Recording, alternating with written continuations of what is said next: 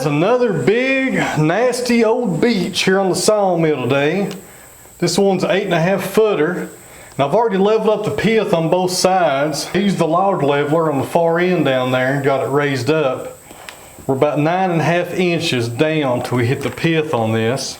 Now on that other beech the other day, I sawed it into some 12 quarters and some 8-quarter timbers for wooden hand planes. But I think on this one, it is nice and straight, and we got the pith lined up on both ends. I think I'm going to cut 5-quarter boards on this one. Do a little something different. Well, I'll come in here and make my first cut and set the pith. And it's going to be about 22 inches wide. Of course, we'll have to cut that pith out. Probably go ahead and do that today, and that'll leave us with about 10-inch wide 5-quarter boards. Then we'll go ahead and take the top half off and get the bottom half ready for quarter sawing. Once I get it quartered up here, we will probably end up with about 8 or 9-inch wide boards, maybe 9 if we're lucky, depends on how we saw it. And this would be some really nice boards for tabletops once we're done drying them. And this really resembles sycamore a lot when you look at it. I've never quarter sawed sycamore before, but I've been around it a few times when guys are doing it down in Georgia. And it looks almost identical to sycamore when this is quarter sawed. So let's go ahead and bring the sawmill in here, make this first cut, and get rid of this pith, and start quarter sawing from there.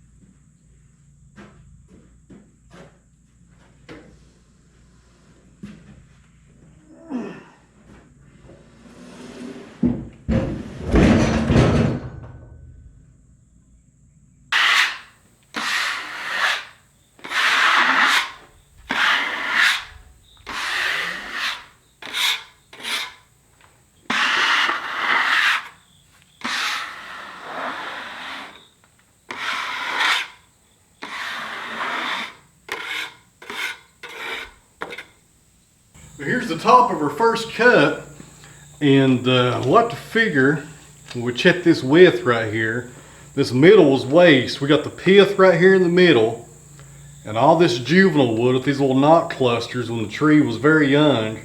I'll probably set this aside, and when I'm all done sawing, we'll put this back on here and go ahead and cut the pith and just get it out of here. No sense in even air drying that and taking up valuable real estate here, because I'm running out of room anyways to put wood. I'll come up with a solution on that later on. That's a whole different video right there probably. So the mat's width right now is 22.5 inches. Once we get the pith out of it, we get about a 10-inch wide board, and that's really nice. We have good medullary rays here on the side, a lot of ray fleck going on. Man, this stuff is so wet. I have never sawed timber this wet before. And I run the water on the blade, which, you know, pours on the cut as you saw through here, but this stuff is just soaked. It's like it was submerged in water. High moisture content, that's why it's so heavy, I guess. When I was pushing that top part off, And that was heavy. That was probably a little bit too much to be pushing. I should have got the tractor in here and lifted it off that way. So this is a pretty good cut here to start with.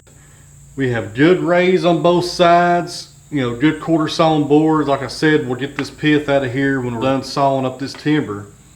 Now we'll come in here and do our undercut and release this board from the bottom and get our first board.